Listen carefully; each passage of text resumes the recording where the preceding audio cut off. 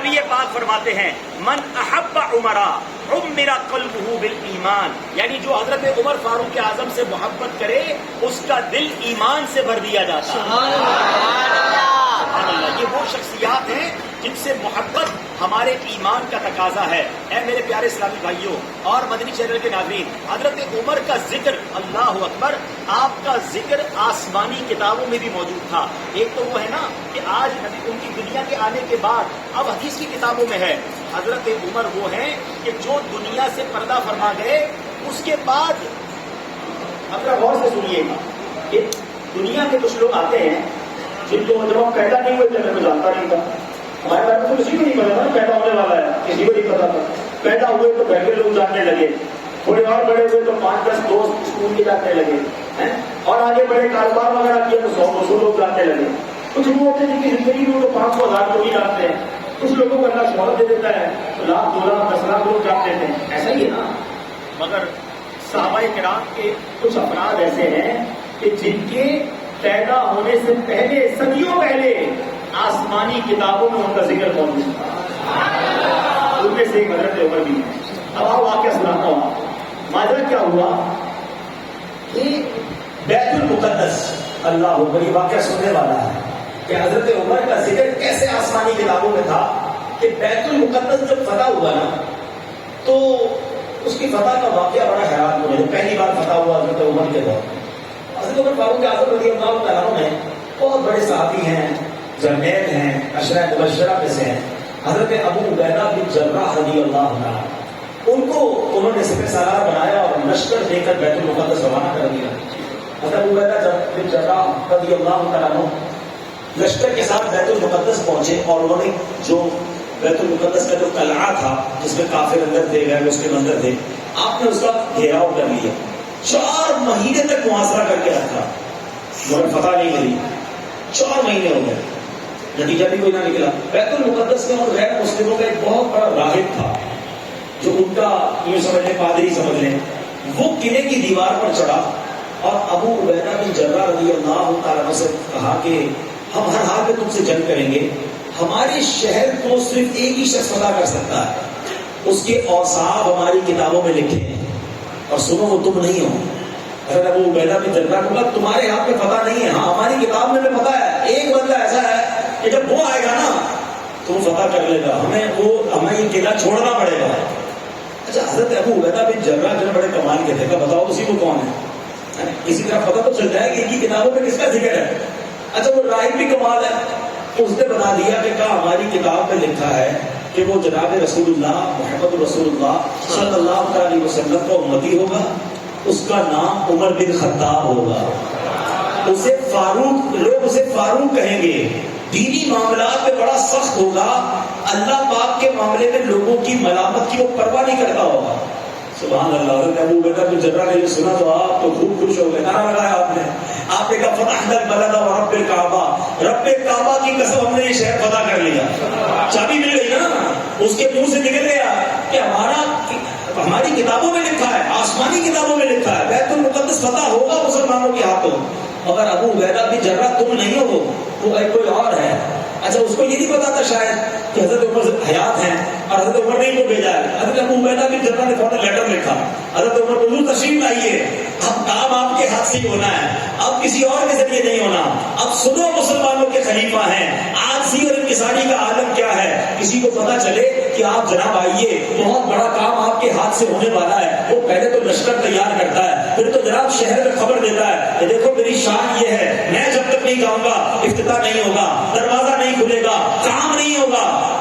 حضرت عمر اپنے غلام کے ساتھ روانہ ہوتے ہیں، خچر ایک ہے، سواری ایک ہے، سفر بہت بڑا تھا، تو کہا ایسا کرتے ہیں کچھ گھنٹے میں سواری کروں گا، تم گام کھینچ کے اس خچر کو یا گھوڑے کو چلانا، اس کے بعد کچھ گھنٹے تم سواری کرنا تو میں چلاؤں گا۔ اللہ اکبر۔ کیا دنیا نے یہ مثال دیکھی کہ امیر المومنین غلام خچر پہ بیٹھے اور امیر المومنین سواری کو چلائیں؟ ایسا ہی ہوتا رہا، یہ باریاں ہوتی گئیں۔ حضرت عمر بیت المقدس کے پاس پہنچ گئے۔ کمال دیکھو، اب جب بیت المقدس کے قریب پہنچنے کا وقت آیا نا تو وہ باری آپ کے غلام کے خچر پر بیٹھنے کی تھی۔ غلام کہتا حضور سارا شہر آپ کا انتظار انتظار کر رہا ہے, پوری فوج آپ کا انتظار کر رہی ہے, ہم قریب پہنچنے والے ہیں. کتنا برا لگے گا کہ میں خچر پر بیٹھوں, آپ پیدل چلیں, نہیں حضور باری تو میری ہے, میری عرض سن لیں, آپ بیٹھ جائیں, لوگ آپ کے استقبال کے لیے موجود ہیں. اللہ اکبر. ایسے نہیں عادل اصحاب کہا جاتا, ان کو ایسے عدل کا شہنشاہ نہیں کہا جاتا. عمر کہتے باری تمہاری ہے, کوئی بات نہیں. اگر وہاں پر قوم استقبال کے لیے موجود ہے, اس دنیا نے یہ منظر دیکھا, امیر المومنین خلیفۃ المسلمین نبی پاک کے چہیتے صحابی جن کے ہاتھوں پر بیت المقدس فتح ہونا ہے, ان کا غلام خچر پر بیٹھا ہے, اب وہ امیر المومنین اس خچر کی لگام تھامے بیت المقدس میں داخل ہو رہا ہے. اللہ اکبر. دروازہ کھٹکھٹایا گیا, بیت المقدس کا وہ راہب جو ہے وہ باہر آیا, اور جب اس نے باہر آ کر حضرت عمر فاروق کو دیکھا, دیکھتے ہی پہچان گیا کہ ہماری کتابوں میں جس بندے کے بارے میں, جس شخصیت کے بارے میں نشانی ہے, یہ وہی ہے جن کا ذکر ہماری کتابوں میں ہے. شہر انہوں نے فتح کرنا ہے. ان کافروں نے بغیر لڑائی کے بیت المقدس عمر فاروق اعظم کے حوالے کر دیا. سبحان اللہ. مسلمانوں کو ایسی عجیب فتح نصیب ہوئی کہ جناب کوئی تلوار نہ چلی, بلکہ بغیر لڑائی کے بیت المقدس فتح ہو گیا, کیونکہ انہیں معلوم تھا ہماری کتابوں میں ان کا ذکر ہے. اب ذرا سوچو ان کا مقام کیسا ہوگا, ان کا مرتبہ کیسا ہوگا کہ ان کا ذکر صدیوں پہلے اللہ کی کتابوں میں لکھا ہے. یقیناً اب تو بائبل, انجیل اور توریت میں تحریف کر دی گئی ہے. اب تو ایسی کتاب نہیں رہی جیسی پہلے نازل ہوئی تھی. اب ہمارا پڑھنا بھی جائز نہیں ہے, لیکن بتانا یہ مقصود ہے کہ یہ وہ ہستیاں ہیں جن کا ذکر اس طرح پرانی کتابوں میں تھا. سبحان اللہ. میرے پیارے اسلامی بھائیوں, ایسے ایسے واقعات ہیں. حضرت عمر فاروق رضی اللہ عنہ کے بارے میں آتا ہے کہ آپ کی حضرت ام کلثوم رضی اللہ تعالیٰ عنہ, پیارے آقا کی پیاری نواسی بی بی فاطمہ کی شہزادی تھی, وہ حضرت عمر کی زوجیت میں تھی.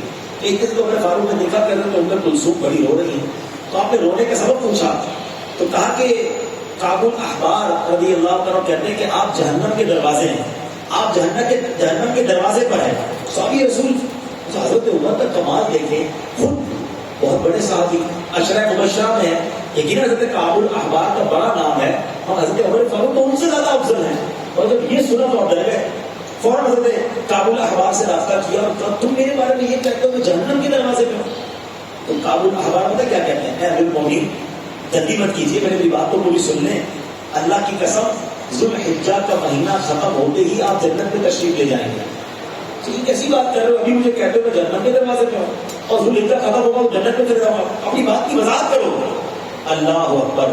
کعب الاحبار کہتے ہیں کہ حضور میں نے اس ذات کی قسم جس کے قبضہ قدرت میں میری جان ہے, ہم نے اللہ کی کتاب میں پڑھا ہے, کیونکہ یہ پہلے ایمان نہیں لائے تھے, انہوں نے پچھلی کتابیں پڑھی ہوئی تھی, تو ہم نے پچھلی کتابوں میں پڑھا ہے کہ آپ جہنم کے دروازے پر کھڑے ہیں, جب تک آپ حیات ہیں لوگوں کو جہنم میں جانے سے روک رہے ہیں, جب آپ دنیا سے تشریف لے جائیں گے تو لوگ قیامت تک جہنم میں گرتے رہیں گے. یعنی آپ جہنم کے دروازے پر کھڑے ہو کر مسلمانوں کو, ایمان والوں کو جہنم میں جانے سے روک رہے ہیں. یہ فضیلت تھی حضرت عمر فاروق کی. اور کعب الاحبار یہ بھی جانتے تھے کہ جیسی ذوالحجہ ختم ہوگا, محرم شروع ہوگا, حضرت عمر دنیا سے چلے جائیں گے.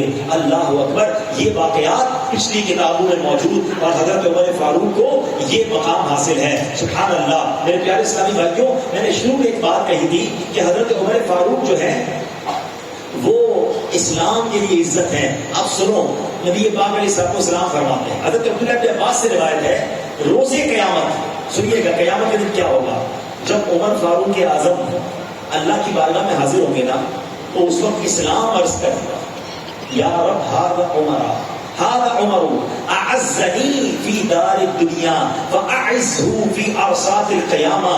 اے رب عز و جل, یہ عمر ہے جنہوں نے دنیا میں میری عزت بلند کی, آج قیامت میں, میدان قیامت میں تو انہیں عزت عطا فرما.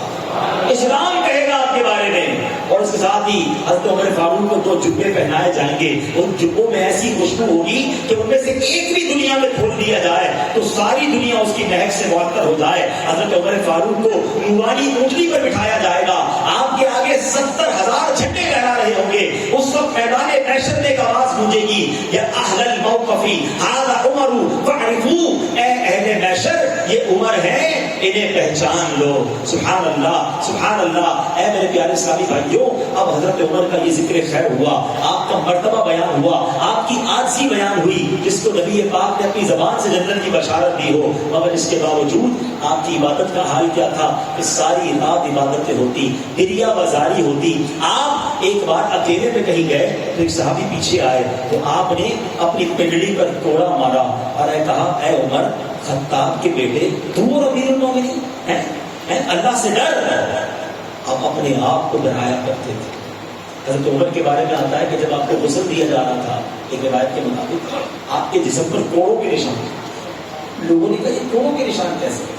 تو فرمایا عمر فاروق رات کو سونے سے پہلے اپنے آپ کو سزا دیتے تھے اور پوچھتے تھے بتا یہ عمل کیوں کیا؟ یہ آپ کا حال تھا۔ اتنے بڑے صحابی ہو کر بھی اللہ کے خوف سے لرزتے تھے، آنسو بہاتے تھے۔ آپ کے بارے میں آتا اتنا روتے تھے کہ آپ کے چہروں پر سیاہ لکیریں پڑ گئی۔